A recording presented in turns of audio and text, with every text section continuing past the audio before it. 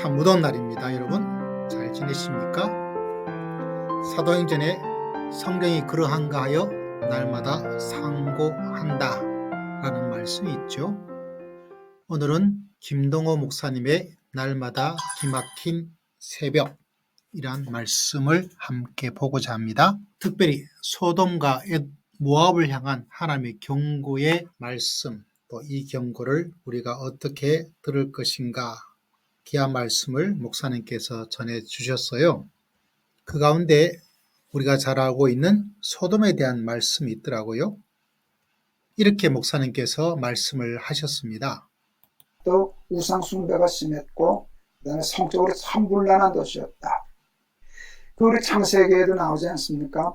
어느 날 천사가 롯을 방문했을 때 동네 사람들이 그 소돔 사람들이 그 천사들을 잡으려고 할 때 숨겨줬죠. 근데 와서 내어놓으라고 우리가 그를 알아보려 하노라 그랬거든요. 여러분, 이 알아보려 한다라고 하는 게 신문한다는 게 아니에요. 안다라고 하는 말이 야다라는 말인데 그 야다라고 하는 말은 성적인 관계를 갖겠다는 뜻이래요. 여러분, 그러니까 이렇게 성적으로 문란했어요. 근데 그때 롯이 한 말도 또 이해가 안 가요. 그들을 내버려 두라. 내가 아직 남자를 알지 못하는 딸이 둘이 있으니 그 딸을 내어줄 테니 내 마음대로 해라. 이것도 도무지 이해가 안 가요. 정말 이해가 안 가죠.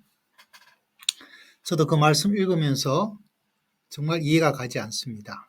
어떻게 그렇게 할 수 있을까라는 생각을 하지 않을 수가 없죠. 이게 사사기에도 비슷한 사건이 나타나죠. 그런데 실제로 성적으로 문란한 어떤 모습, 집단 강제 성폭행으로 드러나는 소돔의 끔찍한 모습을 볼 수가 있습니다. 그런데 정말 핵심은 이걸 어떻게 보느냐에 따라서 참 많이 달라져요. 전통적으로 소돔에 대한 이야기는 야다, 성적인 관계이다, 성적인 문란이다, 이것을 많이 강조하고 있습니다. 저도 그 강조에 예외가 되는 사람은 아니거든요. 그런데 정말 이 소돔이 가지고 있는 문제가 성적인 문제가 있는 건 맞지만 그 자체가 있는 것이 기록되어 있는데 실제로 핵심은 그게 아니에요.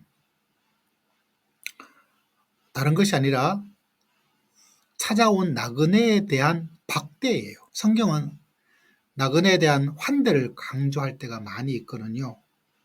그것이 고아와 가부와 나그네를 존중하고 받아들이고 하는, 흔히 말하면 사회적인 보살핌에 대한 이야기가 구약 성경에는 굉장히 많이 나옵니다.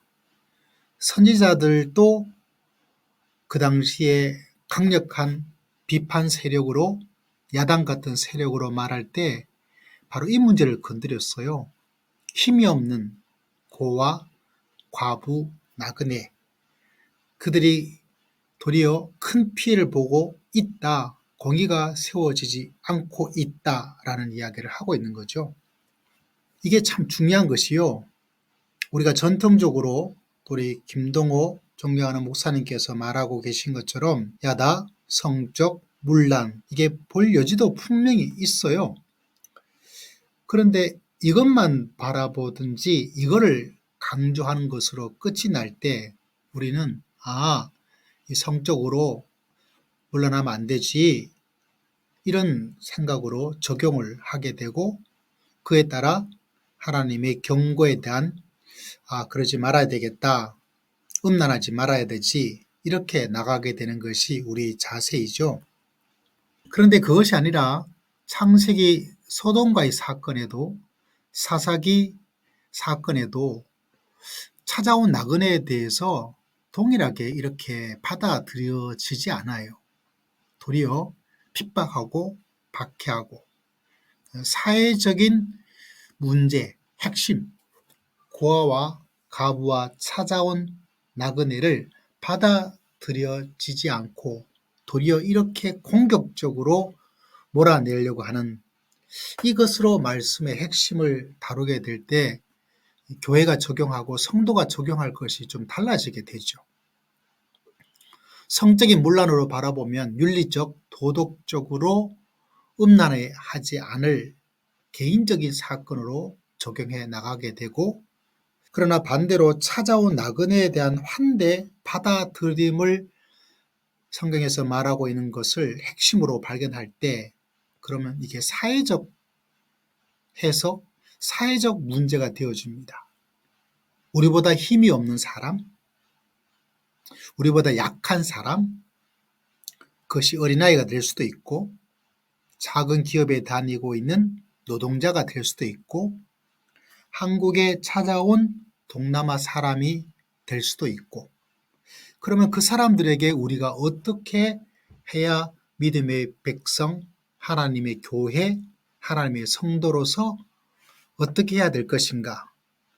다시 말하자면 이 말씀을 어떤 관점에서 보느냐에 따라서 그에 대한 듣는 우리의 자세, 이게 너무나 달라지고 있다는 사실이죠. 사실 전통적으로는 야다란 이야기를 통해서 우리가 음란에 대한 윤리적인 도덕적 문제로 이야기를 합니다. 그러다 보니까 개인적으로 음란하지 않은 것, 이게 중요하죠. 이것도 물론 있는데 실제로 창세기의 이야기든지 사사기의 이야기의 흐름은 실제로는 이런 도덕적 문제가 아니고 도리어 찾아온 나그네, 그 나그네를 받아들이지 않은, 환대해 주지 않은, 그리고 보살펴 주지 않은, 심지어 하나님께서 말씀하셨잖아요. 너희도 나그네였으니까 나그네임을 내가 기억하라 라고 이야기를 하고 있어요.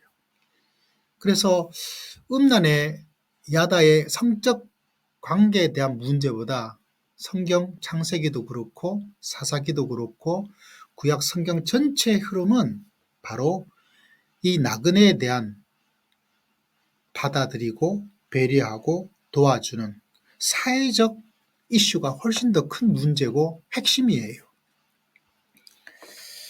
그래서 이 말씀을 잘 듣고 하나님이 정말 경고하시는 게 뭘까? 우리가 정말 들어야 될 우리의 자세는 무엇일까? 그게 너무나 차이가 나요.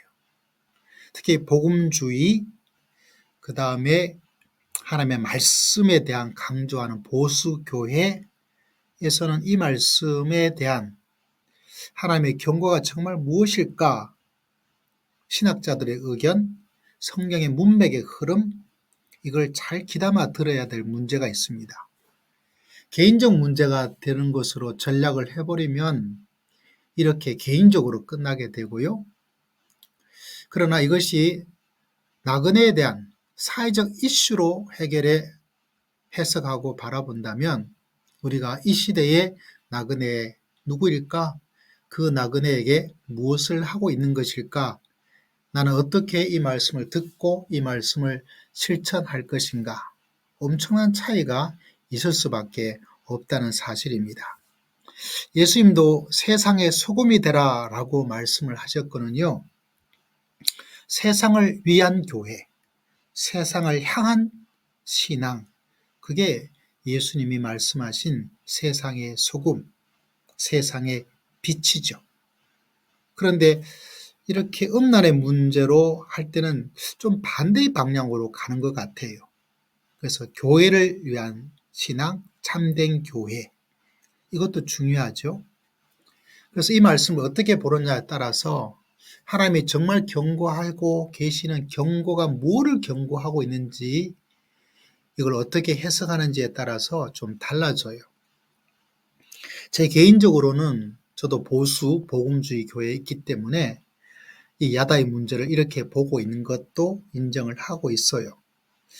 그럼에도 불구하고 좀 더 나은 말씀의 문맥, 성경이 지향하고 있는 전체적 흐름 바라볼 때 세상의 빛과 소금이 되기 위해서 사회적 이슈, 다시 말하자면 나그네를 향한 이 소돔이 잘못하고 있는 것, 나그네가 찾아왔음에도 불구하고 아무도 그 성에 돌보고 초대하고 받아들이지 않았던 사사기의 사건. 교회는 이런 문제가 더 마음의 중심을 가지고 있을 때 세상을 진짜 복음화시키고 세상에 필요한 빛, 세상이 요청하고 있는 소금의 사명을 감당할 수 있는 그런 성도와 교회가 되겠다라는 생각을 하게 되는 거죠. 그래서 이것을 어떤 경고로 받아들일까에 따라서 참 많이 달라지게 되는 것입니다. 여러분은 이 소돔의 사건을 어떤 것을 하나님께서 경고하고 있다고 보시는지요?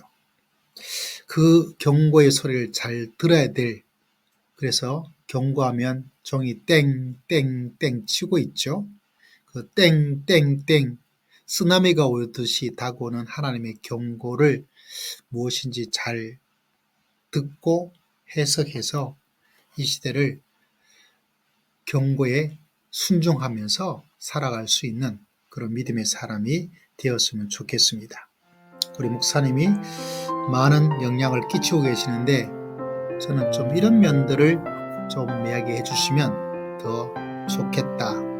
그것이 교회 개혁의 진정한 방향이 아닐까라는 작은 생각을 합니다. 요사이 너무 더워요. 여러분 건강하시고 저도 건강하고 믿음으로 세상의 소금으로 하나님이 주신 경고를 마음속 깊이 간직하여서 주의 말씀에 아멘, 그리고 반드시 행동하고 실천할 수 있는 그런 사람이 되기를 여러분을 위해서 기도하고 또 저를 위해서 우리 나라 민족을 교회를 위해서 하나님의 사회를 위해서 함께 기도했으면 좋겠습니다.